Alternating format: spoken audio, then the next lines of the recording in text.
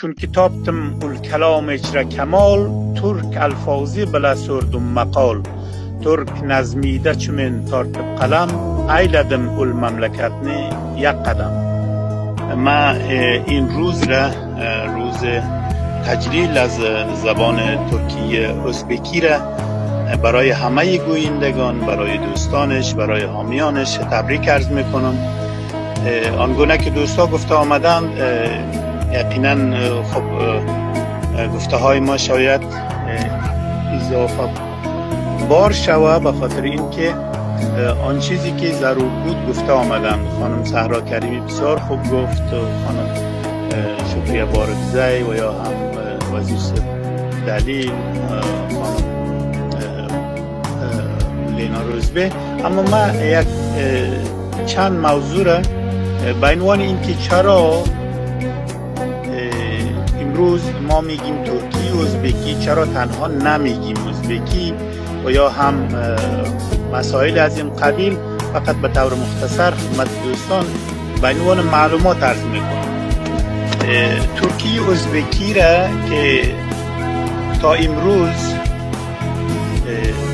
مشخصا ترکی میگفتن و در قدیم هم به نام ترکی خاقانی گفتن و بعدش ترکی چغتایی و حالا هم که ترکی ازبکی میگن، یقینا یکی از بزرگترین زبانهای دنیاست که 35 سال قبل از این روز توسط یک قانونی در کشور همسایه ما، در کشور ازبکستان، در جایگاه رجیع زبان دولتی قرار گرفت. ما شما میدانیم که در دنیا بیشتر از 7000 زبان وجود دارد و در میان این 7000 زبان حدود 90 و یا بیشتر از آن جایگاه زبانهای دولتی را برای خویش اختصاص دادند که ترکی ازبکی هم یکی از این هاست.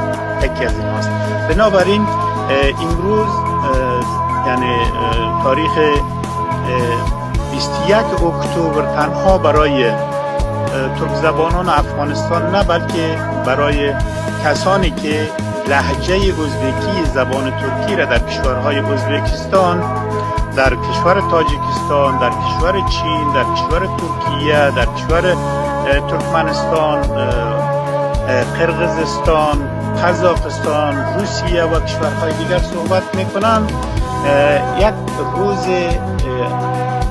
اگر گفته شود که روز بین المللی است، اولوسلر عرسی است و یا حفلت عرسی است، شاید مبالغه نشد، به خاطر اینکه این روز همبستگی این زبان در کشورهای که در اونجا تعدادی از مردم و یکی از لهجه های بسیار بزرگ زبان ترکی یعنی ترکی ازبکی صحبت میکنند.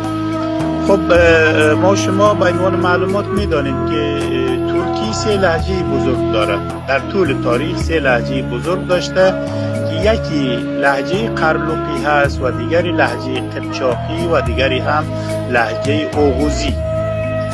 این لهجه ها فقط در گویش حرف ها تغییر میکنند. مثلا در لهجه اوغوزی تیره دال تلفظ میکنند.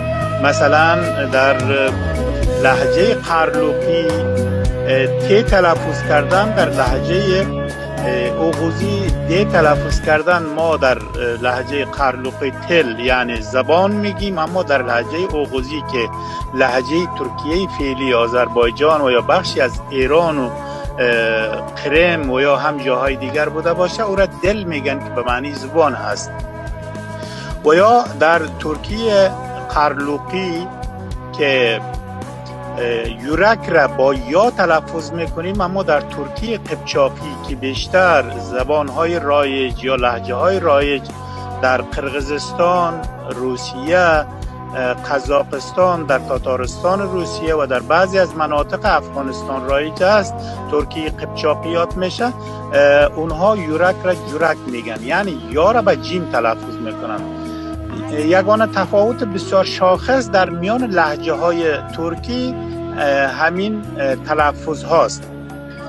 در قدیم الایام که اگر ما از زمان خب شعرا و نویسندگان بسیار بزرگ ترکان همچون محمود کاشغری، یوسف خاص حاجب و یا هم از عابده های بسیار بزرگی که از زمان حاکمیت ترکان آسمانی یا گوکتورکلر در روسیه فعلی، در مغولستان فعلی و در جاهای دیگر به دست آمده نشان میده که نام اصلی این قوم، نام اصلی این زبان ترکی هست.